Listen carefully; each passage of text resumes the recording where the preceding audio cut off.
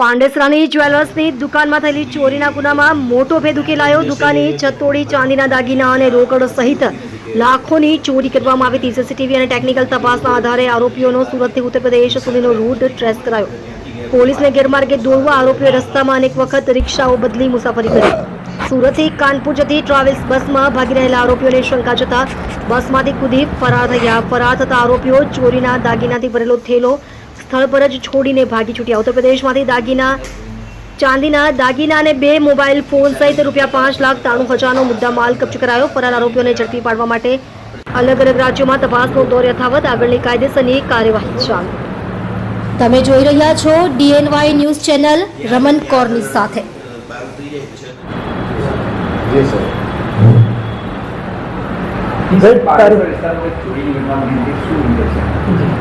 ગઈ તારીખ 28/6/2026ના રોજ તેરે નામ રોડ પર કૃષ્ણા જ્વેલર્સ નામની દુકાન હતી, જેમાં એક ગરફોડ થઈ હતી, જેમાં સોના ચાંદીના દાગીના તથા 20,000 રૂપિયા રોકડા ચોરી થયેલ હતા। જેની ખબર પોલીસ સ્ટેશન મળતા પાંડેસરા પોલીસ સ્ટેશને ગુનો રજીસ્ટર કરેલ અને ગુનો ડિટેક્ટ કરવા માટે પ્રયત્ન કરેલ। ગુનો ડિટેક્ટ કરવા માટે સીસીટીવી કેમેરા, મોબાઈલ અને હ્યુમન ઇન્ટેલિજન્સ કામે લગાડવામાં આવેલ, જેમાં 7 થી 8 ટીમો બનાવવામાં આવેલ।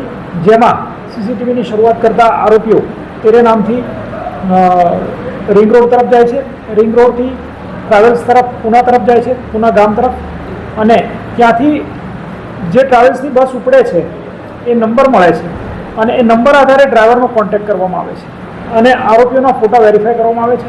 ત્યારબાદ બસ ઉત્તર પ્રદેશના કાનપુર વિસ્તારની જ્યુરિડિક્શનમાં જતી રહેલી હતી, જેથી ડ્રાઈવરનો સંપર્ક કરી અને નજીકના પોલીસ સ્ટેશન પહોંચવાનું જણાવતા ત્યાં રાનિયા પોલીસ સ્ટેશન હતું, જે ડ્રાઈવરને નજીક પડતું હતું, જેથી ડ્રાઈવર સાથે કોમ્યુનિકેશન થયા મુજબ તે રાનિયા પોલીસ સ્ટેશન પહોંચેલ અને જેવા પોલીસ સ્ટેશન પહોંચેલ તેવા જ આ ચોર મુદ્દામાલ મૂકી અને ત્યાંથી ભાગી છૂટેલા, જે હાથમાંથી રવાના થઈ ગયેલા છે। પરંતુ તે ચોરીનો મુદ્દામાલ 100% રિકવર થયેલ છે અને પાંડેસરા પોલીસ દ્વારા મુદ્દામાલ રિકવર કરી આજ રોજ તેને ગુનાના કામે કબજે કરવામાં આવેલ છે અને 100% મુદ્દામાલ રિકવર કરવામાં આવેલ છે, જેમાં human intelligence, CCTV camera, mobile phone અને લોકેશનને પણ ડિટેક્શન માટે ખૂબ મદદ કરેલી છે। કુલ સીસીટીવી ફૂટેજ લગભગ 250થી ઉપર જેવા થાય છે અને જેમાં 8 થી 9 ટીમ હતી, જેમાં સીસીટીવી કેમેરા પણ જોવામાં આવે છે અને સીસીટીવી કેમેરાથી જ્યારે એ લોકોએ 3 થી 4 જગ્યાઓ રિપ્લેસ કરી છે, ત્યાં પણ હ્યુમન ઇન્ટેલિજન્સ દ્વારા ઇનપુટ ગેધરિંગ કરી અને મૂળ સુધી આપણે પહોંચ્યા હતા અને પાંડેસરા પોલીસે ખૂબ પ્રશંસનીય કામગીરી કરેલી છે। એ લોકો અલગ અલગ જગ્યાઓ પર ગયા છે, ત્યાંથી કોઈ જગ્યા પર્ટિક્યુલર કોઈ જગ્યાનો